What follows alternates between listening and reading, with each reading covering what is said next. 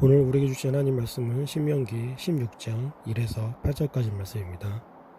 제가 봉독하겠습니다. 당신들은 아비벌을 지켜 주 당신들의 하나님께 유월절 제사를 드려야 합니다. 이는 아비벌 어느 날 밤에 주 당신들의 하나님이 당신들을 이집트에서 건져내셨기 때문입니다. 당신들은 주님께서 자기의 이름을 두려고 택하신 그곳에서 양과 소를 잡아 주 당신들의 하나님께 유월절 제물을 바쳐야 합니다.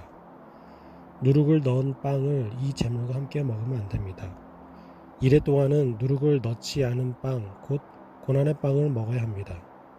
이는 당신들이 이집트 땅에서 나올 때에 급히 나왔으므로 이집트 땅에서 나올 때의 일을 당신들이 평생토록 기억하게 하려 함입니다.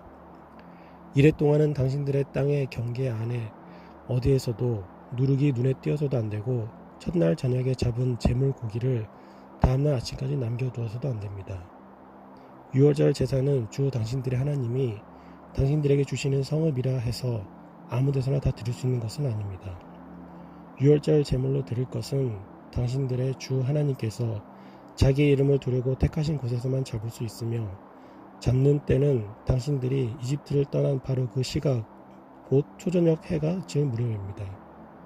주 당신들의 하나님이 택하신 곳에서 고기를 구워서 먹고 아침이 되면 당신들의 장막으로 돌아가십시오. 엿새 동안은 누룩을 넣지 않은 빵을 먹고 이튿날은 주 당신들의 하나님 앞에서 성회로 모이십시오. 당신들은 어떤 일을 해서도 안 됩니다. 아멘. 모세는 백성들에게 아비벌을 지키라고 얘기합니다. 이 아비벌, 아비브는 문자적인 의미로 어린 보리 이삭이라는 뜻을 갖고 있습니다. 농사에 관련된 이 단어는 가나안 지역 전통을 따른 이름이었습니다. 지금의 달력을 통해서는 아마 3, 4월경 봄에 해당되는 그 달입니다. 이스라엘은 아비벌을 출애굽을 기념하는 종교력으로서 1월로 정해서 기리고 있는 것입니다. 모세는 이런 아비벌에 있는 중요한 절기인 유월절 제사를 하나님께 꼭 드려야 한다고 강조하고 있습니다. 오늘 본문에 유월절이라는 용어와 7일 동안 누룩을 넣지 않은 빵을 먹으라는 명령을 봤을 때 비록 언급되진 않았지만은 유월절과 함께 붙어있는 무교절을 포함해서 하나의 절기처럼 이 유월절과 무교절을 함께 지내라고 이렇게 잘 지키라고 얘기한다는 것을 우리가 알 수 있습니다. 유월절은 출애굽을 눈앞에 둔 이스라엘의 각 가정이 아비벌 10일에 한 살이 되기 전에 그 흠없는 순양이나 염소를 잡아서 살 동안 집안에 두었다가 이제 부정한 것에 접하지 않도록 하는 일로 이제 시작을 하게 됩니다. 이제 아비벌 14일에 이제 4일 동안 집안에 두었던 짐승을 잡아서 우슬초 묶음으로 그 피를 적셔 문설주에 바르고 고기는 불에 구워서 무교병과 쓴 나물과 함께 먹었습니다. 이 누룩이 들어가지 않은 무교병을 먹는 이유는 급히 먹을 것을 만들어나 이 빵을 제대로 숙성할 수 없게 그렇게 제대로 준비할 수 없었던 그런 급박했던 상황을 상징하면서 또 쓴 나물은 이 애굽에서의 고통스러웠던 노예 생활을 상징하는 그런 의미를 갖고 있습니다. 그래서 음식을 먹을 때는 허리에 띠를 띠고 또 신발을 신은 채 또 한 손에는 지팡이를 잡고서 급히 먹어야 했습니다. 다 먹지 못한 고기는 다음날 아침에 모두 불태워 없애야 했죠. 이스라엘은 매년 이런 유월절 예식을 반복하면서 하나님의 은혜로 애굽의 숲박에서 자유하게 된 그 일을 기념하게 되었습니다. 오늘 본문에서 재미있는 것은 유월절 제물을 하나님께서 정하신 곳에서 먹으라고 하는 점입니다. 이 다른 성경은 유월절 제물을 먹는 장소에 대해서 특별히 언급하진 않습니다. 뭐 가정에서 먹으라 이런 식으로 얘기하고 있습니다. 그런데 오늘 본문은 하나님이 정하신 곳, 즉 성소에서 유월절 밤을 새며 고기를 구워 먹고 아침이 되면은 각자 집에 돌아가라 이렇게 또 얘기하고 있습니다. 이 유월절은 이스라엘 남자들이 의무적으로 성전을 찾았던 그 세 절기 중에 하나인 것입니다. 이때 의무적으로 성소로 이제 순례를 가야 하는 사람이 성인 남자 이었다는 것을 생각해 본다면은 우리가 생각할 수 있는 것은 각 집안의 대표로서 이 성인 남자가 성소로 가서 유월절 기념했다는 것을 우리가 알 수 있습니다. 그럼 자연스럽게 이 가정마다 가족들이 남게 되는데 대부분 이 여자들과 이제 자녀들이 남았을 것입니다. 유월절 양을 먹으면서 이제 유월절을 기념하게 됩니다. 이제 그 남은 가족이 그렇게 기념하는 것이지요. 이렇게 보면은 뭐 마치 남자들만 성소에 가고 여자들은 또 아이들은 그냥 집에서 있으면서 서로 분리되어서 유월절을 기념하는 것인가 이렇게 오해할 수 있습니다. 하지만 전혀 그렇지 않죠.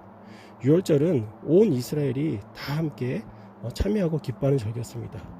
그러니까 온 이스라엘, 온 세대가 그러니까 남녀를 구별하지 않고 세대를 구별하지 않고 모두가 함께 하나님의 은혜에 감사하고 찬양하는 또 기뻐하는 그런 절기였다는 것입니다. 유월절을 지내기 위해서 원래 가족이 이제 성전으로 이스라엘로 이제 유월절 순례를 가게 되어 있었습니다.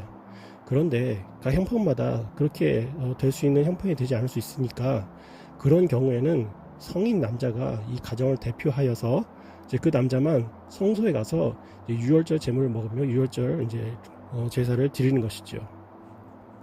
그러니 하나님께서 남자들만 따로 편애하거나 뭐 지정하여서 성전에서 유월절을 지내는 어떤 특권을 준 것이 아니고 온 가족이 다 함께 유월절을 지킬 것을 명령하셨다는 것을 우리가 잊지 말아야 하는 것입니다.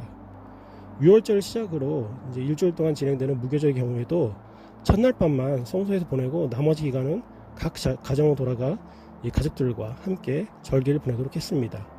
각 가정마다 자연스럽게 유월절의 의미를 되새기며 하나님의 은혜와 또 구원에 대하여 이야기를 나누고 이것이 자연스럽게 자녀들에게 가르침으로 내려가고 또 밤을 지새우는 그런 아름다운 풍경이 온 이스라엘에 이제 펼쳤던 것이지요. 하나님은 이 일을 의무적으로 실행하실 것을 명령하셨던 것입니다. 매년 치르는 유월절 절기지만은 하나님께서 직접 지정하신 방식대로 따르며 그 절기를 지키면서 또 그 의미를 새기는 작업을 멈추지 말라는 것을 우리가 알 수 있는 것입니다.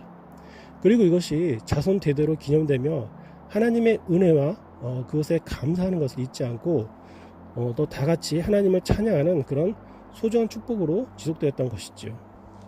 사랑하는 여러분, 오늘날에도 우리에게 하나님께서 이러한 의무를 요구하십니다. 오늘 말씀을 통해서 이스라엘이 전 세대가 함께 모여 절기를 보냈다는 것을 한번 생각해 보시죠. 가정의 소중함을 강조할 뿐만 아니라 가정이 신앙을 전수하고 보존하는 데 매우 중요한 역할을 또 기능을 수행하는 것을 우리에게도 강조하는 것을 우리가 알 수 있습니다. 지금 우리 시대의 교회는 신앙을 세대별로 이렇게 전수하는 데 익숙합니다. 뭐 영아부, 유치부, 유년부, 초등부 뭐 등등등 연령별 맞춤 교육이라는 이름으로 합리적이고 또 편리한 구조의 공동체를 이루며 그것을 이제 실행하는 것을 굉장히 익숙해하지요. 하지만 이런 방식의 단점은 있습니다. 바로 세대 간의 대화가 단절되고 또 아이가 어른에게서 또 자녀가 부모에게서 배우는 그러한 신앙이 약화될 수 있다는 것입니다.